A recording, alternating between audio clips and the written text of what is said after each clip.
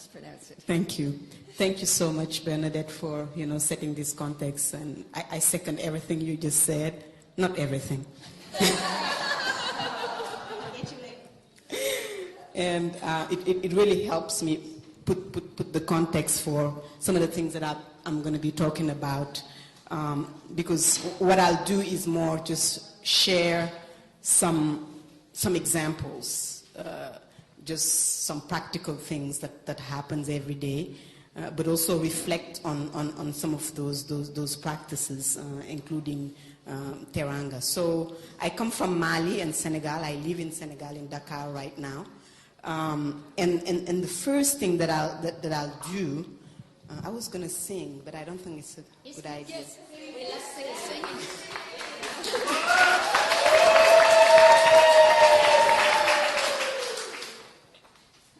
Maya ye juruye ae twanga sama. Maya ye juruye ae twanga sama mashi kanatwa katigeni toye. Maya ye juruye ae twanga sama. Maya ye juruye ae twanga sama mashi kanatwa katigeni toye. Maya ye juruye Johnny Deya sama. Maya ye juruye Johnny Deba sama mashi kanatwa katigeni toye.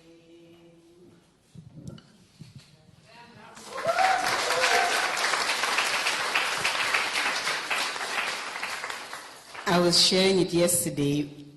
The song says, and I say, what makes us human is a thread that we all hold on, that we all pull on. To be human, we have to hold on the thread. We have to pull on the thread. The only way to be human is to be connected to other human beings. That is humanity. And each of us have to make sure that it doesn't break on our name. So being human is a very delicate thing, is holding on this thread that makes us human because it connects us to the other human beings. It is the same concept of Ubuntu that Bernadette was just sharing. Maybe the first question I would ask is, each of you could just turn to the person that you sit with and just share the last gift you made or received. I give you 1 minute out of my 15 just to share. So I'll share about at least 2 or 3 gifts that I've, been involved in just, lately. It's okay, it's gonna come. And the first one is just before coming here, I have to confess, I love materials and clothes. It's just, my sin. And just before leaving to come here, I've had a beautiful, beautiful piece of clothes that I bought all the way from Togo, and it took me so much time to find it. And just before coming here, I had a nephew of my husband. As I left, they told me, she's gonna, get married or something. And I put this nice piece of clothes in the bag and left it with my mom and said, I won't be here, I'll be in Italy, but please take this. And when I came here, I brought books. So, we did a session, and I, gave some of the books. I had some lip balm, that I brought from, Burkina Faso. And as I meet people, I was like, oh, I think you need this when I see that, the lips are kind of sharp. And as we sit here, there's a little shawl that is a healing shawl, I guess, made out of bogolan in Segu. The clothes is dipped into plants that actually have medicine, antibiotics and things that people can actually trace, but that is worn by people, for healing. And when she spoke about healing in women and making aprons and things, I thought, oh, this is for you. And, gave it to her. But just as I shared these things, because these are the same things you've been sharing, it's nothing big, it's nothing deep. It's just the practice of giving and the opportunity of giving. Oh, yeah, and I forgot, there's like a necklace I really, really love, and it's really beautiful. And I gave it here to Tracy to give it to Jane Sapp in the US because I've met her 20 years ago, and, meeting her made a difference for me. And she told me that they were gonna, honor Jane Sapp. So where does this come from? We all have it, and we know it, but the way I do it, or the way at least I practice, I know it's rooted in ways that I was taught. And Teranga is one of them in Wolof.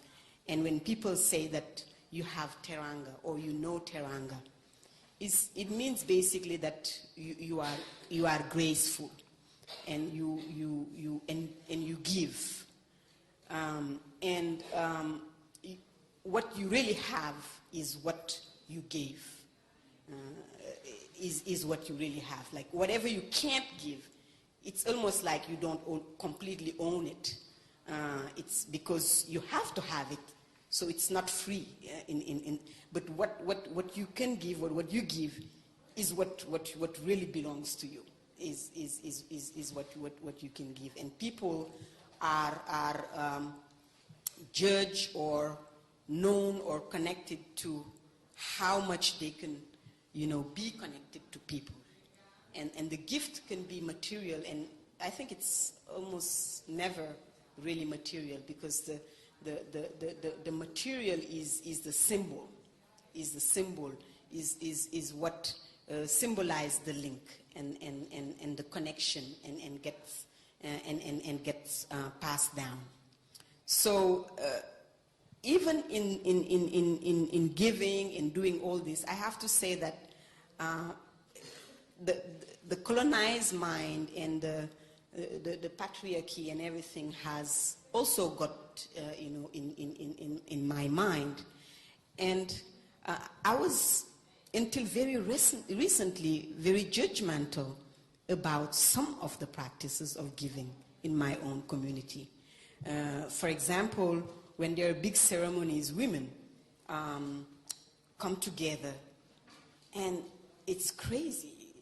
The amount of giving that goes on. You have to witness it to see it. People give, like all kind of things, and, expensive things, and to all kind of people. And it's the opportunity to give is created. And believe it or not, there was even a law in Senegal at a certain time that was passed to prevent women from doing this in the ceremony, because just people felt that it was exaggerating. It's too much. And they give until they give even to dead people, people who are already dead. So I'm sitting here, and we have this large group, and okay, I pull back one piece of clothes, and this is for your brother who died, 5 years ago. Find out how you're going to give it to him. But it's part of the practice, and people think that it's, and they know that they want to build this connection, and they want to give these things, and of course you'll find a way, because that brother might have a daughter or a son or something. People always know how it's gonna reach that person that you were giving it to. And in many ways, I was also judgmental in that, and I was just thinking, this is just kind of, too much, and it's too much pressure on people, and why do they do it? And it's almost, sometimes people like make a point of ruining themselves. Like, they have money, they build these things, they do all these things for years, and then all of a sudden, in 1, 2, or 3 ceremonies, they decided to just give away, and basically ruin themselves in so many ways and get back. Of course, they have food to eat, and they're not like on the street or anything, but it's no more an asset. 5 minutes that they used to have, and they're very proud of having done that, and people respect them, and that's how they actually gain respect in doing such a thing. And more and more I've been paying attention to that, and going to some of the ceremonies and sit down and just see the beauty, the interaction, the pleasure, because actually they're having fun. It's the opportunity to have fun while they're giving, and it is the whole aim of their lives. So some people just work and get money to, I don't know, to buy the jewelry, or to have that car, or to have something, and they work and make money and sweat so that they can have that joy of giving on that day, and that's their goal, and learning to respect that, and to say that, well, that's their jewel, that's what they're wearing, and that's how they're